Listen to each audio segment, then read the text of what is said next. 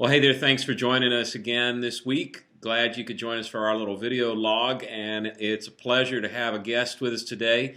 Jim Tomberlin is not only a friend, but a ministry expert in all things multi-site, enough so that we're glad to announce that Jim is becoming part of a strategic partnership between his work with MultiSite and our work with helping churches find pastors. In fact, Jim, I think, is now known as the multi-site guy. I'm pretty sure he has the patent for multi-site guy. But Jim, thanks for joining us. Tell us a little bit about how you got where you are. I mean, a lot of our people probably heard of you, but don't know that you were a local pastor for a long time and did a great work. So tell us a little bit. Well, great to be with you, William, and I've enjoyed our friendship over the years. And yeah, my journey with MultiSite Church began when I was a senior pastor of Woodman Valley Chapel in Colorado Springs, Colorado. I've been a pastor for nearly 30 years, but that's where it started with me. And that eventually got me invited to come and pioneer the multi-site model at Willow Creek in Chicago. While I was in Chicago, as of course a national platform at Willow Creek, and as we were unfolding that model there, I was increasingly getting calls from around the country from other churches, church leaders saying, "Can I talk to the multi-site guy?" And when I eventually left Willow Creek to serve the church at large full-time as a full-time coach and consultant, I launched, catapulted myself out with MultiSite Solutions and as the multi-site guy. Well, that's a great story, Jim. You've given a lot to the kingdom through your wisdom on this subject, and really were a pioneer. When you think about the churches you've gotten to work with, what are some that come to mind, maybe a story or two that are kind of fresh in the front of your memory?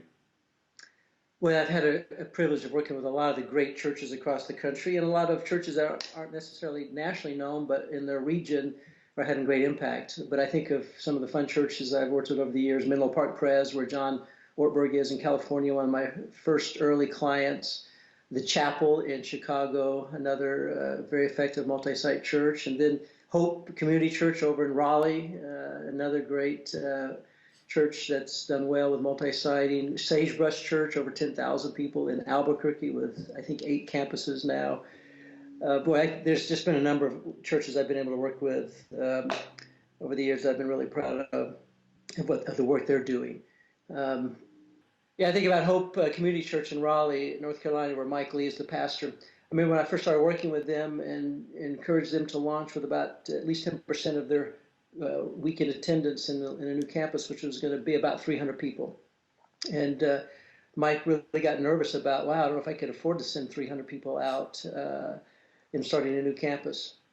But by the time we launched a year later, they had grown by over 300 people. And so it's those kind of stories where you realize that when you start down this path and you make a commitment in faith to multiply yourself, God does the multiplying for you. It's a wild thing. I would say, I should have run the numbers before we got on this call, but I would say easily half, if not 60 or 65% of our clients are multi-site.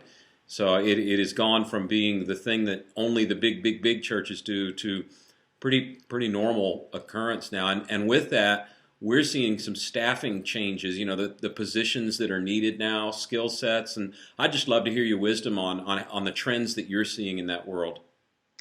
Well, William, clearly this has gone beyond just a fad or even a trend for large churches. Clearly, there's over 8,000 multi-site churches now from our latest survey with Leadership Network, multi-site churches. And the average size of a church that goes multi-site is around 1,000 in attendance. And so that's not a megachurch size, but it's, churches of all sizes are multi-siting. And yeah, that's causing and creating unique and new staffing issues. And this is what I've appreciated about your commitment to help my churches, my clients, meet those staffing needs. Thanks. I was fascinated. We were visiting some time back, and you were telling me where life gets different when you decide to go multi-site, but then it gets different again when you get to a different threshold of campuses. Could you just shed that light on our audience today? Well, of the 8,000 or so multi-site churches out there, only about 15% of them get beyond 3 total locations. the original plus one or two. That fourth campus or that third multi-site launch typically is the game changer that catapults them into a different structure that's required to support that. Many churches, many of the multi-site churches, although they're doing good work and seeing fruit, they're not fully maximizing the multi-site model. They're still operating and thinking like a mono-site or single-site church with one or two, quote, satellite campuses.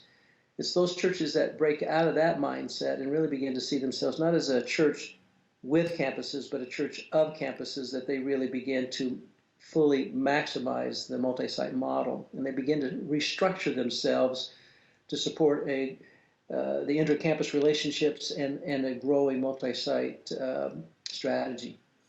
That's great. So if you're one of our clients that's not multi-site, or one of the viewers today that's not, and you're thinking about going multi-site, what are some things that you ought to ask yourself before you decide yes or no? Well, there's kind of three basic questions that I recommend to churches when they're thinking about multi-siting. First of all, are we healthy enough? And what I mean by that, do we have is our church leadership, our staff and board, are they unified around our philosophy of ministry, our philosophy and mission and vision of our church? And if they are, is the church free of internal conflict around those issues? And so that's kind of the first question. Are you healthy enough? The second question is, are you large enough? And as I mentioned already, the typical size, average size of a church that launches multi-site is around 1,000 in attendance. And I recommend to churches, don't launch additional campuses until you you're at least in that ballpark. And so the third question, are we strong enough internally with infrastructure and systems that can be reproduced across multiple locations? Those are kind of the three qualifiers in my mind.